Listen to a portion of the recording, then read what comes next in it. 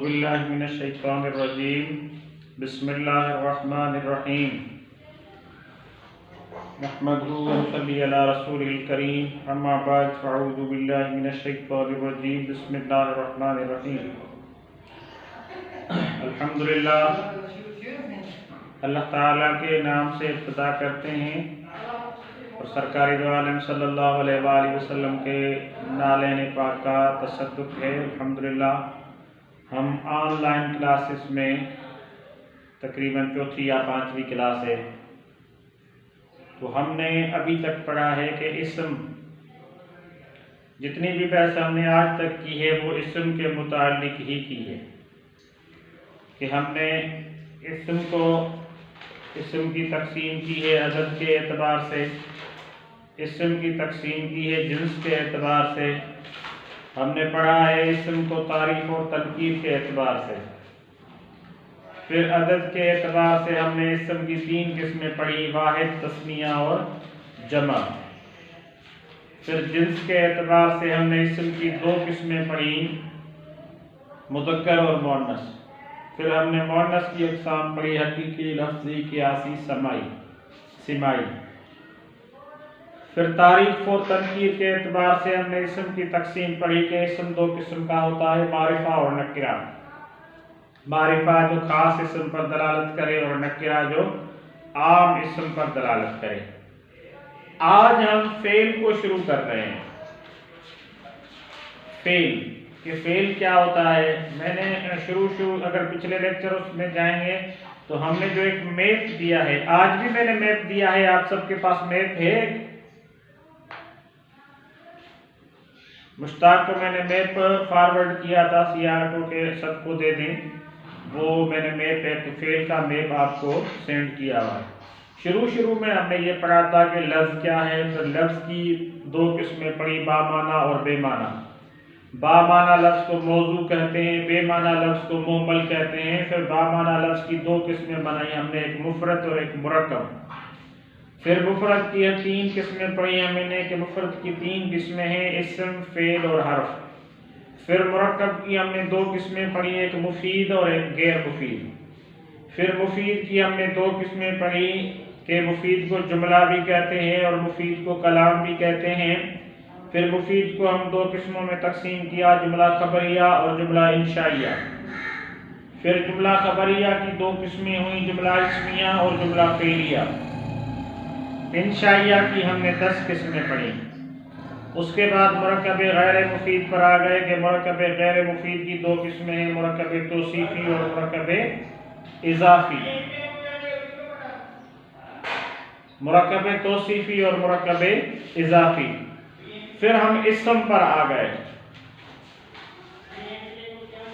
اسم کو ہم نے تقسیم کیا عدد کے اعتبار سے، جنس کے اعتبار سے، تعریف اور تنکیر کے اعتبار سے۔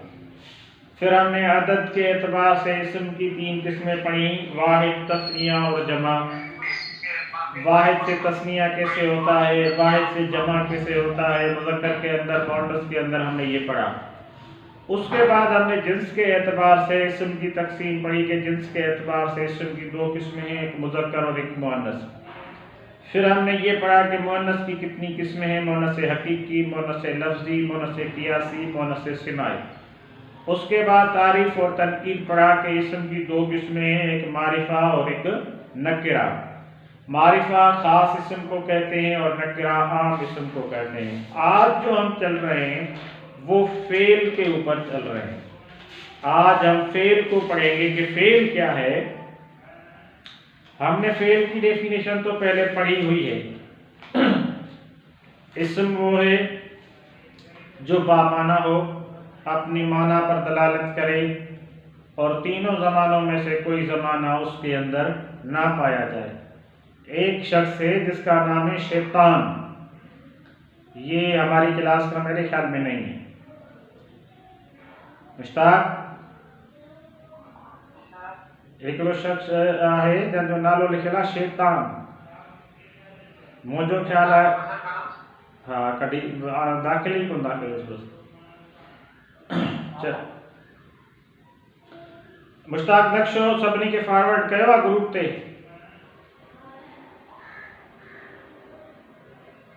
فعل ایسا کلمہ ہے، اسم کی ہم نے ڈیفینیشن یہ پڑھی تھی کہ اسم وہ ہے جو اپنی معنی پر دلالت کرے اور تینوں زمانوں میں سے کوئی زمانہ اس کے اندر نہ پایا جائے تو اسے فعل کہتے ہیں۔ اسم وہ ہے جو اپنی معنی پر خود دلالت کرے اور تینوں زمانوں میں سے کوئی زمانہ اس کے اندر نہ پایا جائے تو ایسے کلمے کو اسم کہتے ہیں۔ فعل وہ ہے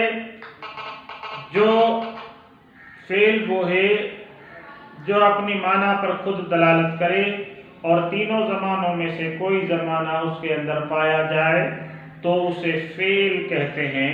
اس کو ہم نے ڈیپلی پڑھا تھا۔ پھر فعل کی تقسیم ہم نے کی ہے۔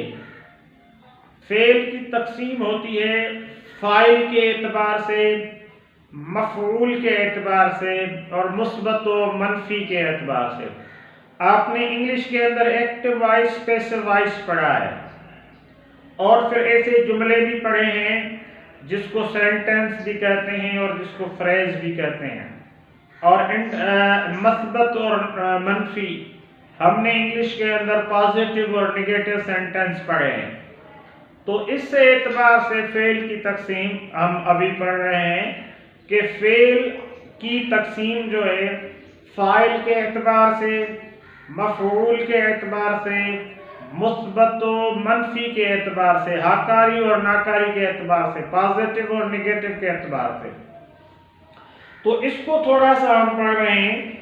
فعل پر بحث کرنے سے پہلے ہمیں ان باتوں پر یعنی کہ ضرور ان باتوں کو سمجھنا چاہیے۔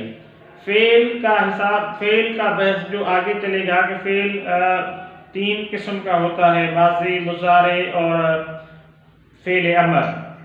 تو انشاءاللہ تعالی یہ باب شروع کرنے سے پہلے ہمیں یہ چیزیں کور کرنی چاہیے کہ فعل جو ہے معروف ہوتا ہے، فعل مجہول بھی ہوتا ہے، فعل لازم بھی ہوتا ہے، فعل متعدی بھی ہوتا ہے، فعل مثبت بھی ہوتا ہے اور فعل منفی بھی ہوتا ہے۔ ان باتوں کو کلیئر کرنا ہمارے لیے بہت ضروری ہے۔ مشتاق دوسرا اسٹوڈنٹ ہے جس کا نام ہے یزید، میرے خیال میں یہ ہماری کلاس کے نہیں ہے، ایسے ہے مشتاق؟ دوسرا اسٹوڈنٹ شو ہو رہا ہے جس کا نام ہے یزید۔ تو میرا خیال ہے کہ اس کو ہم انٹر ہونے نہ دیں۔ ریموو کر دیں سر، صحیح ہوگا۔ ہاں یہ صحیح ہے، نیم اپنا صحیح لکھتے گا تب ایڈ کریں گے۔ ٹھیک ہے، ٹھیک ہے بیٹا۔ تو ہم آ رہے ہیں فعل کی تقسیم فاعل کے اعتبار سے۔ فعل کی تقسیم فاعل کے اعتبار سے، تو فاعل کے اعتبار سے فعل کی 2 قسمیں بنی، ایک معروف اور ایک مجہول۔ ایک معروف اور ایک مجہول۔ تو معروف اسے کہتے ہیں، اگر کوئی معروف کی ڈیفینیشن لکھنا چاہے تو لکھ سکتا ہے۔ معروف کی ڈیفینیشن یہ ہے کہ ایسا فعل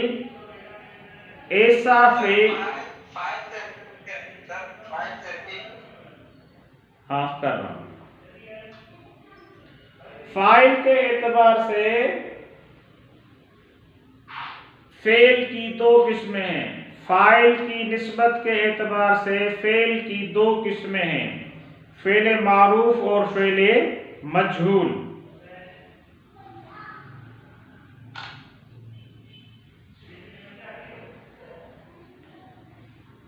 فعل معروف اور فعل مجہول۔ معروف ایسا فعل جس کی نسبت فاعل کی طرف ہو۔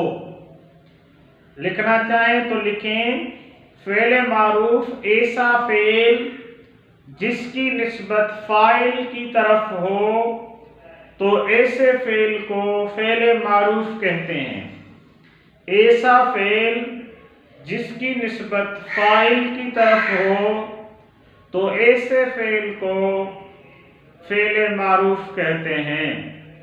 جیسے نصر زیدن، نصر زیدن، زید نے مدد کی. تو یہاں پر زیدن جو ہے وہ فاعل ہے اور نصر جو ہے فعل ہے. فعل کی نسبت کس کی طرف ہے؟ فاعل کی طرف ہے. فعل کی نسبت فاعل کی طرف ہے، لہذا اس فعل کو فعل معروف کہتے ہیں. کلیئر ہو؟ جی، فاعل کے اعتبار سے، فاعل کی نسبت کے اعتبار سے فعل کی دو قسمیں ہیں، ایک معروف اور ایک مجہول. ایسا آپ نے ایکٹیو وائس پیسو وائس پڑھا ہے؟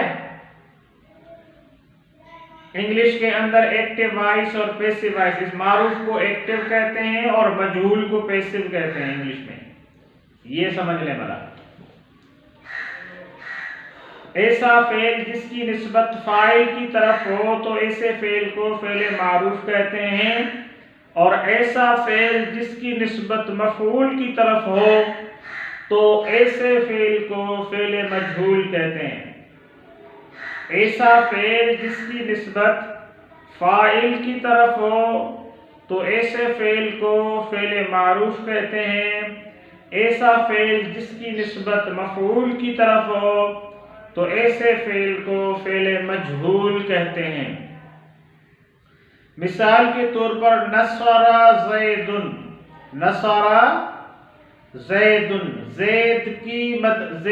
زید نے مدد کی، زید نے مدد کی. اور نصر زیدن، نصر زیدن، زید کی مدد کی گئی، زید کی مدد کی گئی. جی،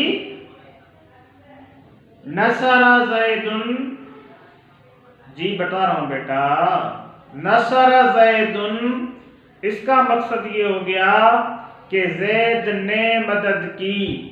نصر زیدن تو اس کا معنی ہو گیا زید نے مدد کی. دوسرا ہے نصر زیدن، نصر زیدن، زید کی مدد کی گئی، زید کی مدد کی گئی.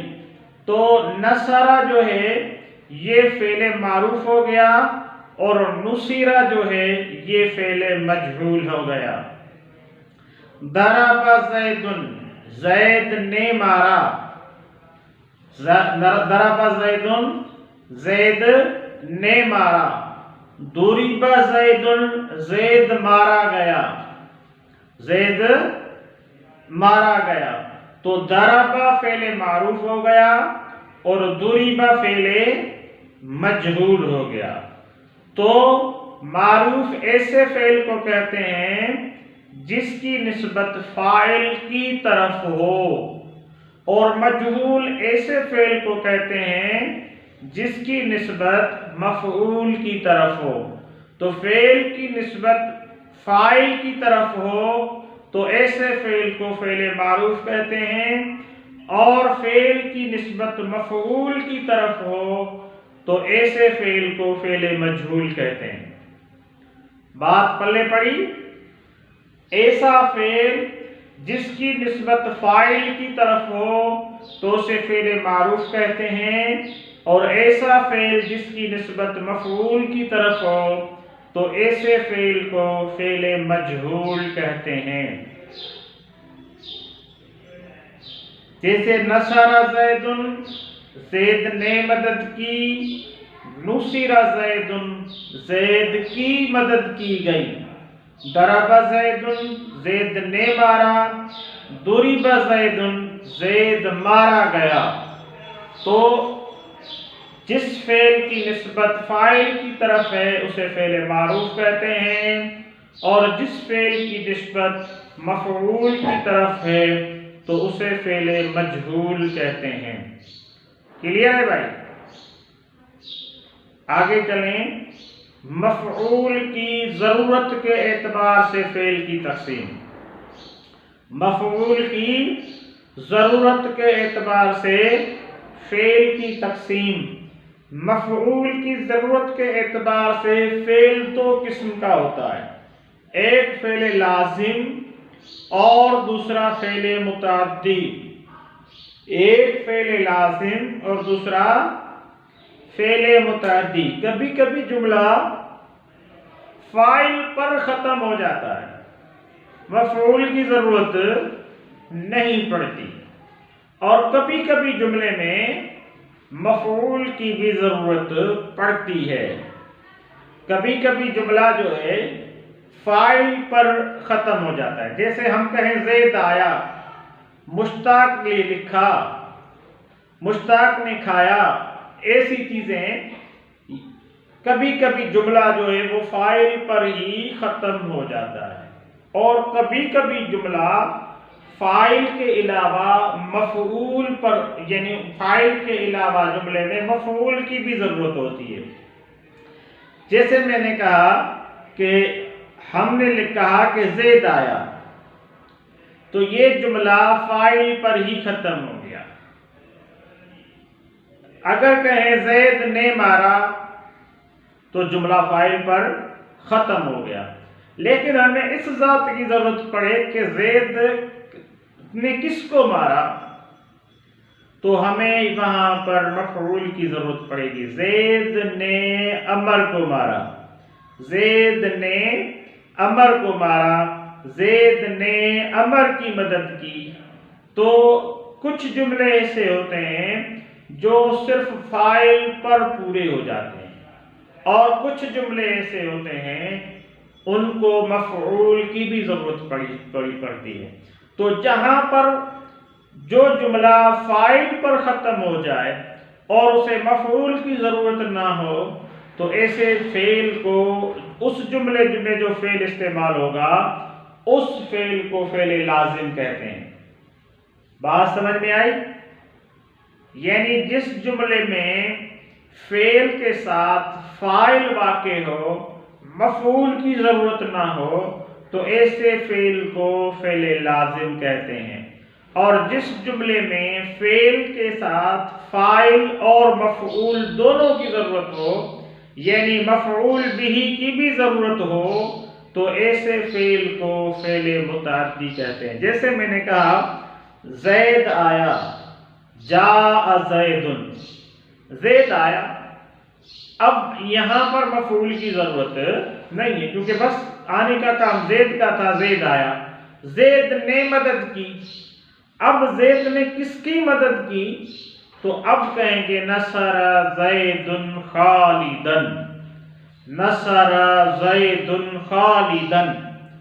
تو یہاں پر کیونکہ مفعول کی بھی ضرورت پڑی، تو ایسے جملے میں جو فعل واقع ہو رہا ہے تو اس فعل کو فعل متعدی کہتے ہیں، کیونکہ فاعل کے ساتھ مفعول بھی موجود ہے، یا فاعل کے ساتھ مفعول بھی کی بھی ضرورت پڑتی ہے۔ ایک بار پھر سمجھنے، یا لکھنا چاہتے ہیں تو لکھیں، ایسا فعل جسے سمجھنے کے لیے فاعل کے علاوہ مفعول کی ضرورت نہ ہو، یعنی ایسا فعل جسے سمجھنے کے لیے صرف فاعل کی ضرورت ہو، تو ایسے فعل کو فعل لازم کہتے ہیں۔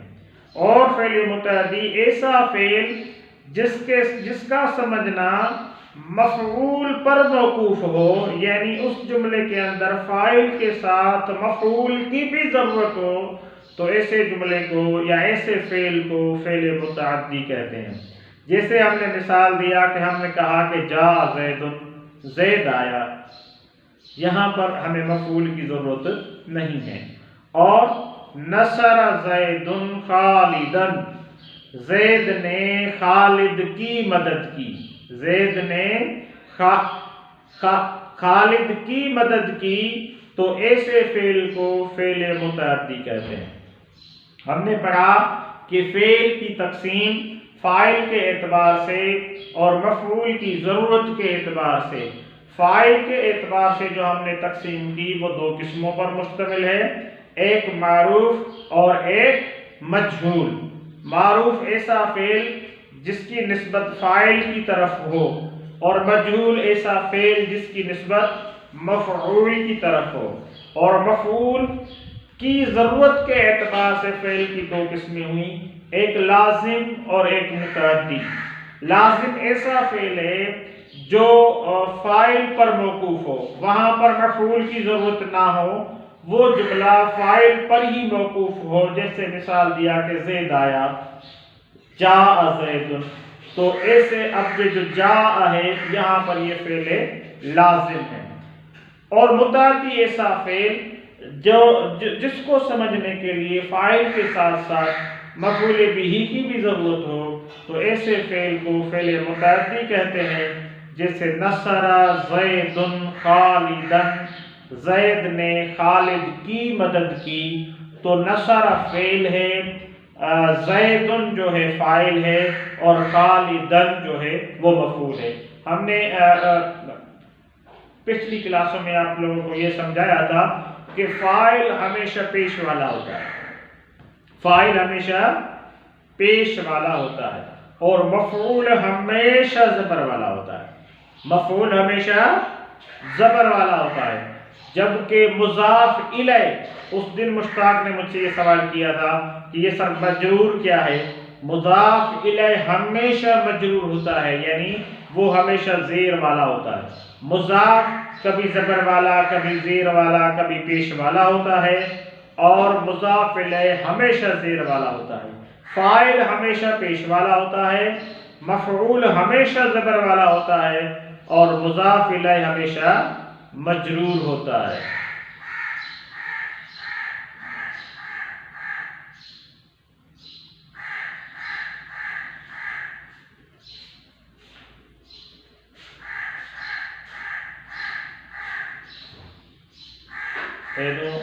پتا